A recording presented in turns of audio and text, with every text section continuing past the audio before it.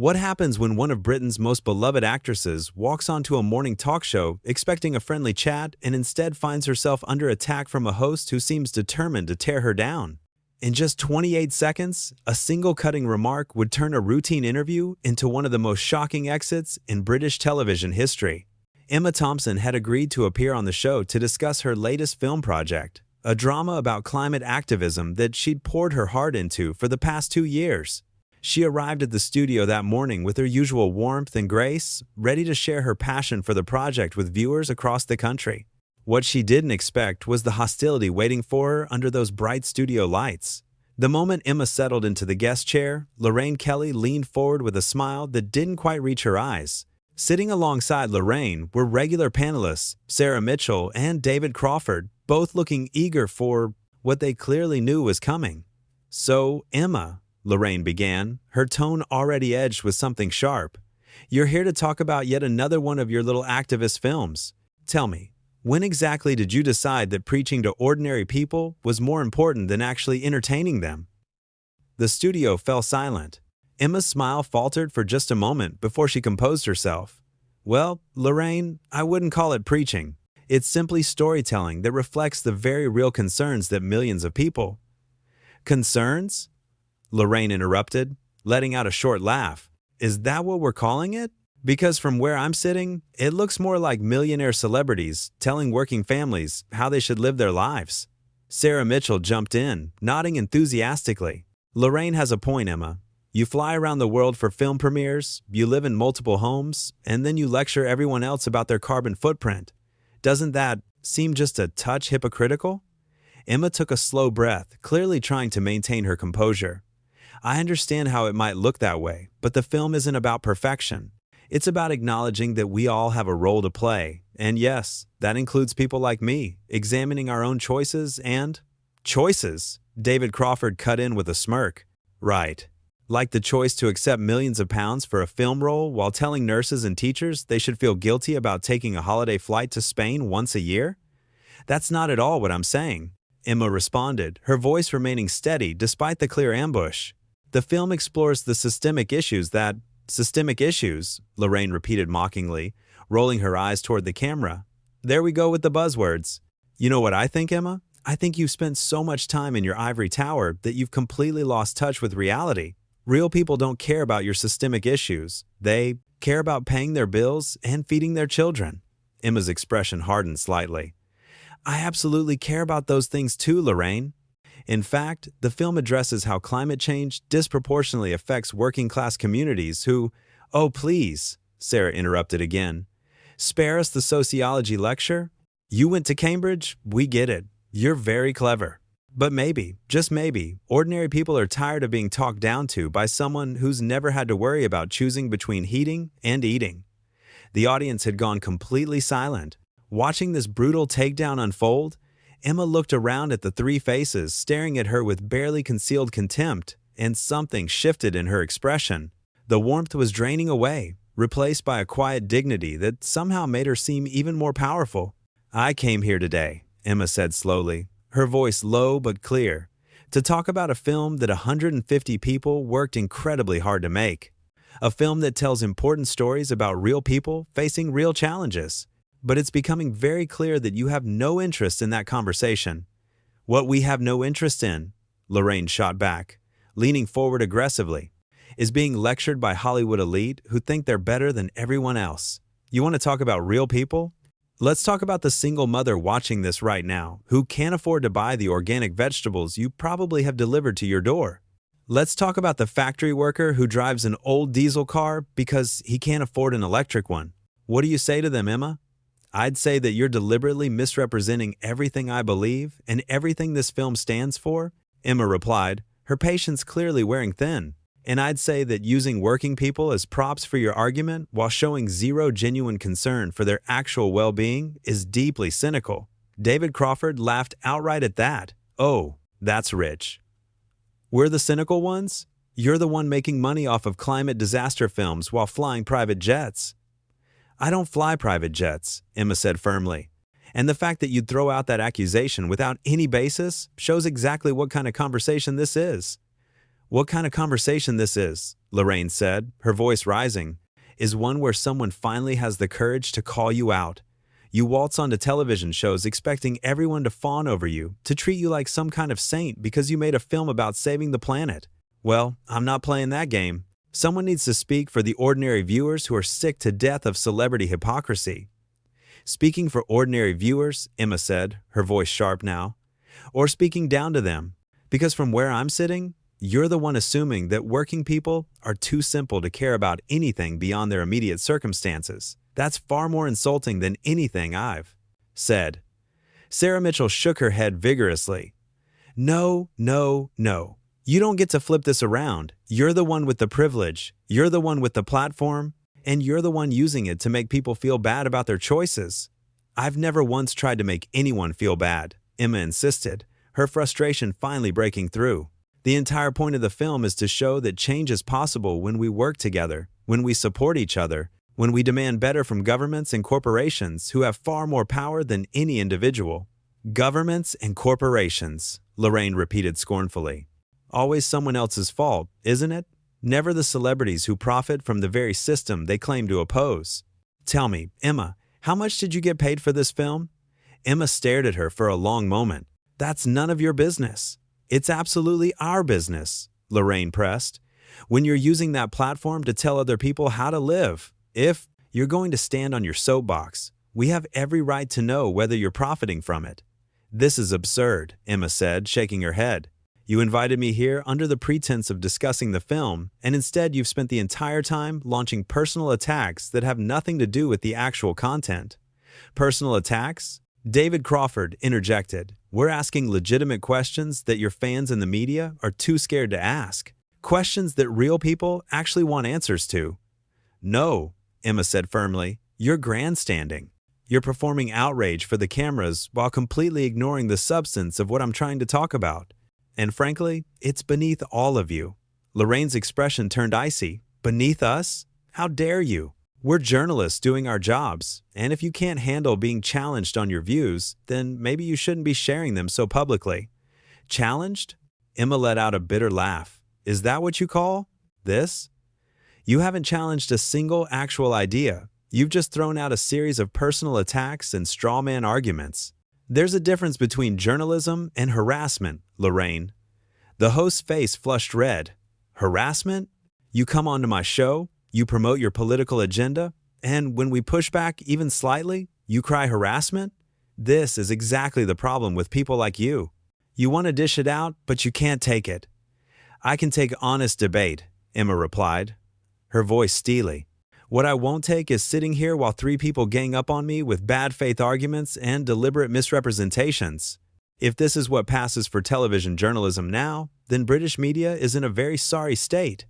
Sarah Mitchell gasped theatrically. Wow, just wow. The arrogance is truly breathtaking. We give you a platform to promote your film, and this is how you respond? You gave me a platform to ambush me, Emma corrected. Let's not pretend this was ever going to be a real conversation. You made up your minds before I even walked through the door. We made up our minds? Lorraine said incredulously. You're the one who shows up with all the answers, who thinks she knows better than everyone else, who treats anyone who disagrees as some kind of enemy. Look at yourself. Emma, look at how defensive you're getting just because we dared to question you. I'm defensive, Emma said slowly, because you're not questioning me. You're attacking me, and you're doing it in the most cowardly way possible. Hiding behind the pretense of speaking for ordinary people while actually just performing for ratings. The studio had gone deathly quiet. Lorraine stood up abruptly, her chair scraping against the floor. Cowardly? You want to talk about cowardly? You hide behind your activism, your awards, your reputation, and the moment someone treats you like a normal person instead of royalty, you fall apart. Emma stood up as well, gathering her composure like a cloak around her. I came here expecting a professional interview. What I got was a coordinated attack from three people who clearly coordinated this ambush beforehand. That's not journalism, Lorraine. That's a hit job. Oh, please, David Crawford scoffed. You're being dramatic. Am I? Emma looked directly at the camera, addressing the viewers. I wonder how many of you watching at home have noticed that not one single question has been asked about the actual film. Not about the story, not about the performances, not about the message. Just personal attacks on me. That should tell you everything you need to know about the agenda here. Lorraine moved closer, her voice low and dangerous. The agenda is holding you accountable. Something your friends in the industry are too scared to do because they don't want to upset the great Emma Thompson. Well, I'm not scared of you. I never asked you to be scared of me, Emma replied quietly. I just asked you to have a respectful conversation. Clearly, that was too much to expect. Respectful? Sarah Mitchell chimed in. You've done nothing but insult us since you got here. I've responded to your hostility with honesty, Emma said. There's a difference. And I think the viewers are smart enough to see that difference, even if you're hoping they won't. Lorraine stepped even closer, invading Emma's space. You know what your problem is, Emma? You think you're better than everyone. You think your opinions matter more. Your voice should be heard louder. Your concerns should take priority. That kind of entitlement is exactly what's wrong with the entertainment industry. Emma met her gaze steadily. My problem, Lorraine, is that I expected better. I expected journalists who were interested in real dialogue, not a Jerry Springer-style confrontation designed to generate viral clips and controversy. I expected adults who could disagree without being disagreeable. Clearly, I was wrong on all counts. Then maybe you should leave, Lorraine said coldly. If we're so beneath you, if this show isn't good enough for the mighty Emma Thompson, then there's the door. The challenge hung in the air like a knife. Emma looked at Lorraine, then at Sarah and David, then back at Lorraine. A small, sad smile crossed her face. You know what? Emma said quietly. I think I will. What? Lorraine blinked, clearly not expecting her bluff to be called. I said I'll leave, Emma repeated, louder now. Because you're right about one thing. This isn't a conversation, it's a circus. And I won't be part of it. She unclipped her microphone with steady hands, her movements deliberate and dignified. Sarah Mitchell jumped in quickly, her voice sharp. Oh, this is perfect. Run away when things get difficult. Very mature. Emma paused, looking back at her. I'm not running away from difficulty, Sarah. I'm walking away from toxicity. There's a difference. One requires courage. The other requires self-respect. Self-respect? David Crawford laughed harshly. More like a fragile ego that can't handle criticism. Criticism would require you to engage with my actual ideas, Emma said calmly, placing the microphone on her chair. What you've offered is mockery and personal attacks. I don't need to sit here and accept that, and neither would any of you if the roles were reversed. Lorraine moved to block her path slightly. You walk off this set, Emma, and everyone will know exactly what kind of person you are. Someone who can't handle the heat. Someone who runs when challenged. Let them think what they want, Emma replied, her voice clear and strong. I know who I am. I know why I made that film. I know that I came here in good faith and was met with bad faith at every turn.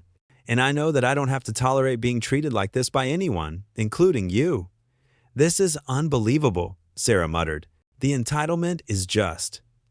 The entitlement, Emma interrupted, finally letting her anger show, is thinking you can treat a guest with such open contempt and expect them to sit there and smile. The entitlement is believing that your role as host gives you the right to be cruel. The entitlement is assuming that anyone who stands up for themselves is somehow being difficult. She started walking toward the edge of the set, her head held high. Lorraine called after her, her voice rising with desperation and anger. You're making a huge mistake, Emma. You're showing everyone watching who you really are. Emma turned back one final time, and her voice carried across the silent studio. No, Lorraine, I'm showing everyone who you really are, and I think they can see it perfectly clearly. Get out then, Lorraine shouted, her professional mask completely shattered now. Get out of my studio. We don't need you. We don't need your lectures, your judgment, your holier-than-thou attitude. Go back to your mansion and your millionaire friends and leave. The real journalism to us. Real journalism, Emma repeated softly, almost to herself, then louder to everyone. If this is real journalism, then the profession is dead. She walked off the set, past stunned crew members, past cameras that kept rolling, capturing every second of her dignified exit. Behind her, Lorraine stood in the middle of the set, her face flushed, her breathing heavy, clearly trying to regain control of the situation. Well, Lorraine said to the cameras, her voice shaking slightly, I think we all just saw the real Emma Thompson, didn't we? can't handle a tough interview, can't answer simple questions about her lifestyle choices, and throws a tantrum when someone dares to challenge her worldview. David Crawford nodded vigorously. Absolutely, that was telling, very telling. Sarah Mitchell chimed in, and notice how she tried to make us the villains? Classic manipulation tactic. When you can't defend your position, attack the people asking the questions. But their words sounded hollow in the wake of what had just happened. The cameras had captured everything. The sneering tones, the coordinated attacks, the refusal to engage with anything Emma actually said, and they'd captured Emma's grace under pressure, her attempts to redirect to substance, and her final decision to leave with her dignity intact. Lorraine tried to move on to the next segment, but her hands were trembling slightly as she shuffled her notes. Right. Well, coming up after the break, we'll be discussing. But nobody was listening to what was coming after the break. The audience sat in stunned silence. The crew members exchanged glances. And somewhere offset, Emma Thompson was removing her guest badge, thanking the staff who had nothing to do with what had just happened, and walking out of the building into the morning light. She had come to talk about a film she believed in. She had tried to engage in good faith. She had maintained her composure even as three. People took turns trying to tear her down, and when it became clear that no real conversation was possible, she had done something that took more strength than staying. She left. In the studio, Lorraine Kelly tried to regain control of her show, tried to spin what had just happened into a victory for tough journalism. But her voice carried an edge of panic now, a recognition that something had gone very wrong. We pride ourselves on asking the hard questions here, she told the cameras, but her conviction was wavering. We don't just let celebrities come on and have an easy ride. We challenge them. We push back. That's what journalism is. Sarah Mitchell nodded along, but she kept glancing toward the door where Emma had exited, as if uncertain about what had just transpired. David Crawford maintained his smirk, but it looked more forced now, more like a mask than genuine confidence. The interview that was supposed to make Emma Thompson look out of touch had instead revealed something else entirely. It had shown a woman trying to have a sincere conversation being met with hostility at every turn.